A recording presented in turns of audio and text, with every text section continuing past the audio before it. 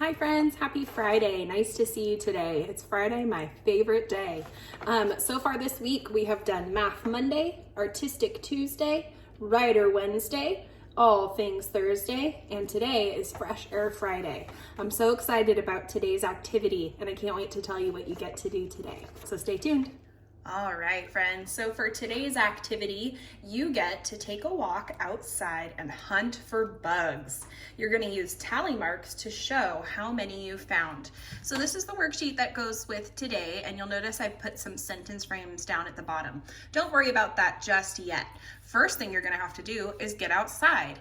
And what you're going to be looking for today are bugs with wings and bugs without wings.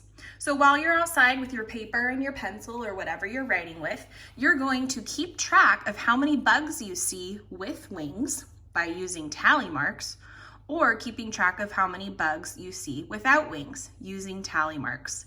Now remember tally marks? We've been using those in kindergarten all year long. I'm going to do a quick review of how to make tally marks. Tally marks are pretty simple. You make a straight line down to show when you've found one bug. As you keep finding bugs with wings or without, you're going to keep tally of how many you see.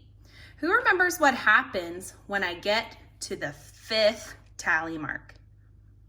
Do you remember? You're going to need to make a slash to show the 5th bug. So this shows me 5 tallies. 1, 2, 3, 4, 5.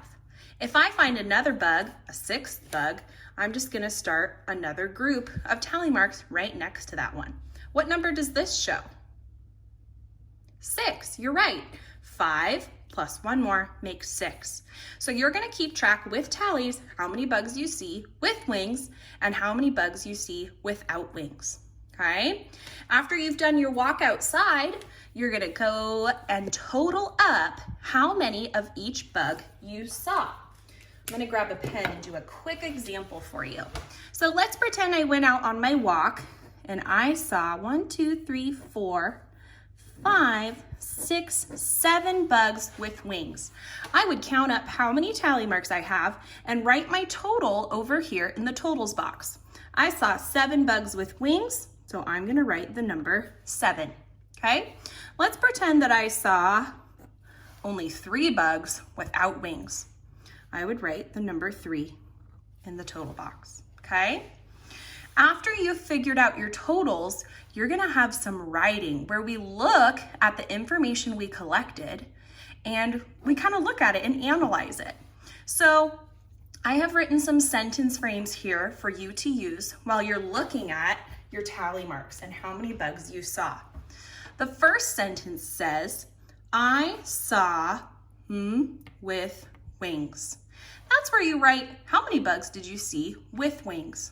I would write I saw 7 with wings. Okay? The blue sentence says I saw without wings. How many bugs did I see without wings? 3. So I would write I saw 3 without wings. My last sentence, the purple sentence, says I saw more bugs, wings. I'm going to ask myself, which did I see more of? Did I see more bugs with wings or more bugs without wings? What do you think I would write on my paper? Yep, I would write, I saw more bugs with wings, because I saw 7 bugs with wings and 3 without, and 7 is more than 3. All right, friends, I hope that little quick lesson was helpful for you in remembering how to do tally marks, and make sure that you can pause the video on my worksheet to use those sentence frames to analyze your data, all right? I'm gonna read you a story and then you can head outside with a mom or dad, or maybe you're just gonna go in your backyard. Take a walk, hang out in your backyard, and see how many bugs you can find. Don't forget to take a picture of your work to show to your teacher, all right? I'm gonna read you a story called The Koala Who Could.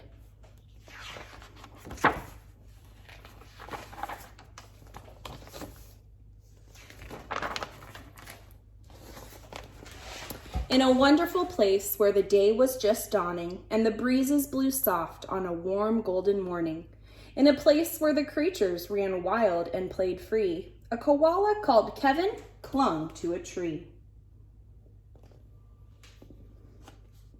Do you see him? He's right there. A nice gray fellow you never would meet, as soft as a soft thing from ear tufts to feet. His favorite way to relax in the sun was to cling and to nap and to munch a leaf bun. And after all this, well, he'd need a nice rest. Yes, Kevin liked sticking to what he knew best. You see, high up was safe, since he liked a slow pace, while the ground down below seemed a frightening place. Too fast and too loud and too big and too strange. Nope, Kevin preferred not to move or to change. Kevin likes being in the tree. That's his safe place. So he clung to his tree as he knew what to do and was never too keen to try anything new. So when Wombat stopped by and shouted one day, "Hey, Kevin, why don't you come down here and play?" I think, he replied, "I should stay on my plant. I'm busy right now. No, sorry, I can't."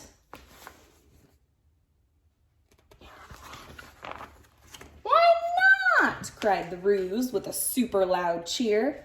"Yes, why?" called the Dingoes. "There's nothing to fear." But Kevin, who'd never been one to act fast, said, "I've clinging to do, but it's nice that you asked." He doesn't want to leave his tree, does he?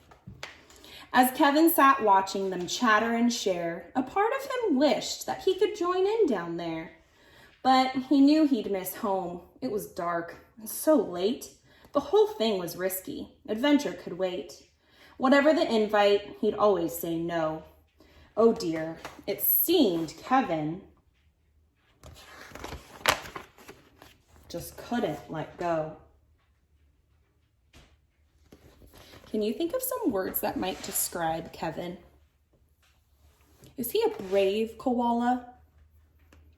Or is he a little nervous and shy and worried? I think so. So his life was the same, no matter the day. The weeks came and went, and the months rolled away, and Kevin stayed still while the whole world moved around, until he awoke to a worrying sound. Tap, tap, the sound went. Well, this was a blow. Tap, tappity tap, tap, tap, tap. Oh no. What do you think's gonna happen?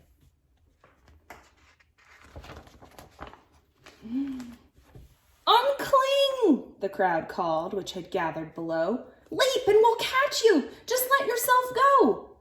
But Kevin was scared. "Let go? No, I shan't! I won't!" shouted Kevin. "Oh dear, I just..."